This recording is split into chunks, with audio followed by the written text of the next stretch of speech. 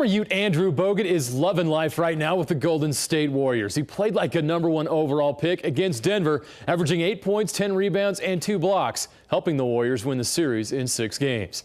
Now Bogut will match up with Tim Duncan and the San Antonio Spurs beginning Monday. Mike Grant spoke to Bogues earlier this afternoon before the Warriors' flight to San Antonio. Voiceline is sponsored by Xfinity from Comcast. First playoff series win. How does that sound for you? It's got to feel great. Yeah, it's a good win for us. Obviously, with a team that don't really expect to do much as well. So it was a really good performance by us, and hopefully we can continue to keep it straight. Yeah, it was a great series for you personally too. Can you talk about your performances in the series, especially in Game 4, and also Game 6 was incredible for you, 21 rebounds.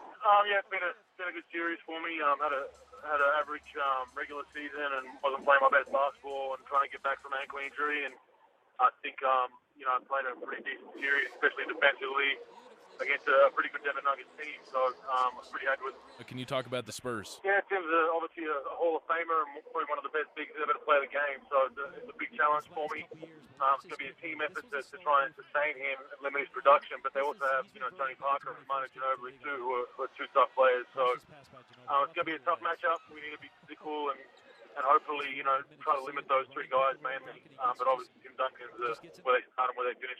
Is this going to be kind of a career-defining moment for you going against Tim Duncan and just to see how you might match up?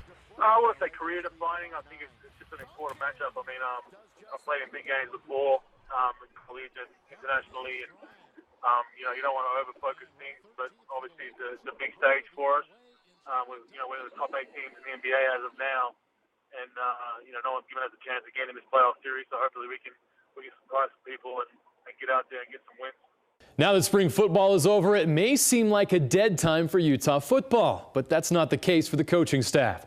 This is a crucial time for recruiting. Mike Grant is with Brian Swinney of InsideTheUtes.com talking recruiting. What's going on in the Utah football program right now? Recruiting is something that never ends. Recruiting continues to go throughout the year, and 2 of the biggest months, if not of the entire season when it comes to recruiting, are May and June because of the valuations that have to take place. Utah coaches are on the road at a tremendous rate right now. They're out hitting up as many high schools as they can, going to watch quarterbacks throw, going to watch guys go through drills, trying to develop these relationships with these coaching staffs and these players. And it's a very, very important month for weeding out the players you want, the players you don't, and the guys you want to offer going forward, and really developing a system for which guys are your priority guys going forward and which guys are the guys that you maybe want to pass on. 3 guys who the Utes are going after right now. Good names, guys who can help immediately. Well, 3 guys that Utah has a great shot at, and they're going hard after, are Damian Mama is one of them. An offensive lineman out of Southern California, about 6'5", somewhere around the 350 range. He was supposed to visit Utah last month, didn't make it out for whatever reason, had a family emergency, but has tremendous interest in the Utes. He's a 4-star player, one of the top 20 offensive tackles in the country based on our rankings. Brandon Dawkins, a quarterback out of Oaks Christian High School, we actually had on the Utecast a couple weeks ago. A very well-spoken kid, smart kid, a top 20 quarterback nationally. And Brian Johnson is doing a ton of work. He's got an offer from Notre Dame.